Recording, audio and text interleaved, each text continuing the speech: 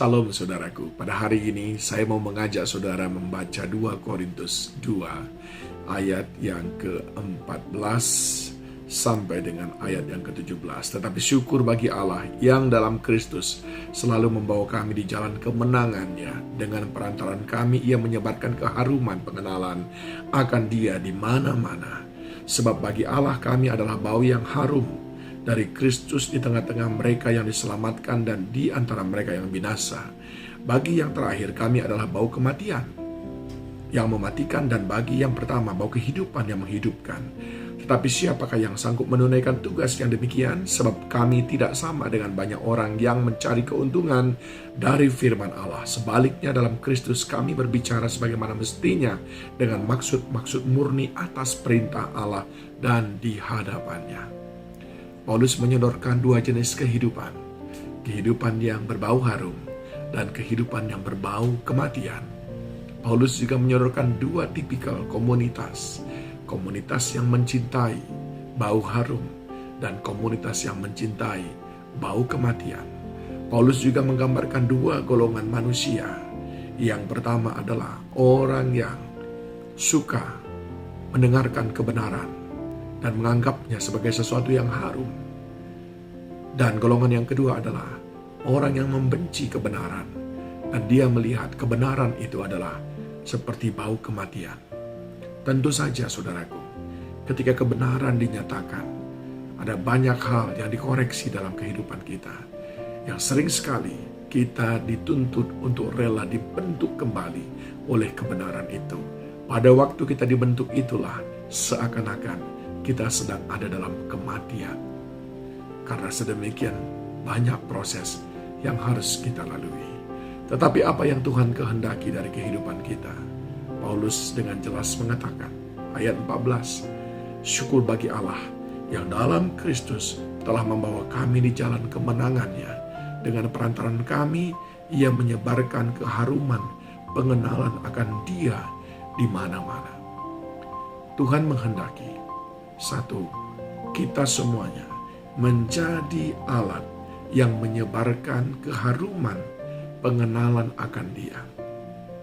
Kita rela menjadi alat untuk menyebarkan keharuman, menyebarkan aroma surgawi oleh karena pengenalan akan Dia. Tentu ini menuntut cara hidup kita. Cara hidup yang menggambarkan Kristus yang sebenarnya, yaitu rendah hati, suka berkorban, penuh belas kasihan. Itu adalah cara hidup yang akan mengeluarkan bau yang harum. Saudara diminta untuk menjadi alat. Dan yang kedua adalah dikatakan di dalam ayat yang ke-15, sebab bagi Allah kami adalah bau yang harum dari Kristus di tengah-tengah mereka yang diselamatkan.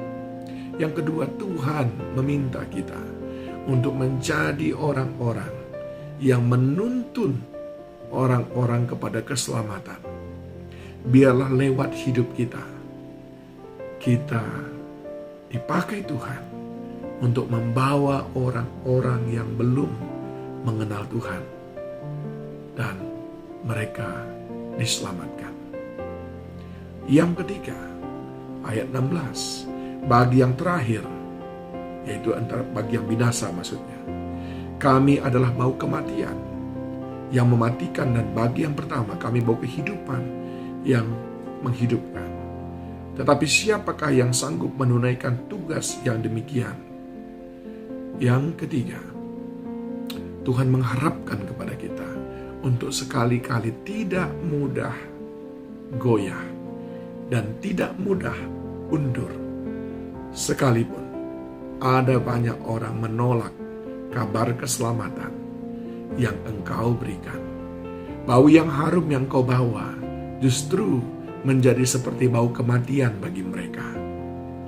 Karena mereka belum dicelikkan mata rohaninya. Kita harus tetap bertahan. Kita harus terus melakukan apa yang Tuhan harapkan dari kita, yaitu membawa jiwa-jiwa kepada mereka. Sampai mereka yang berkata, ini bau kematian, mampu mengatakan, sekarang aku sedang mencium bau yang harum, yaitu bau kehidupan.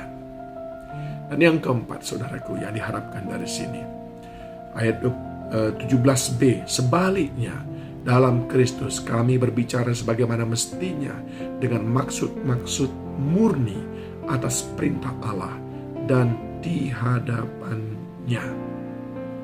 Di ayat 17a dikatakan, sebab kami tidak sama dengan banyak orang lain yang mencari keuntungan dari firman Tuhan. Yang keempat, mari jaga kemurnian pengajaran kita.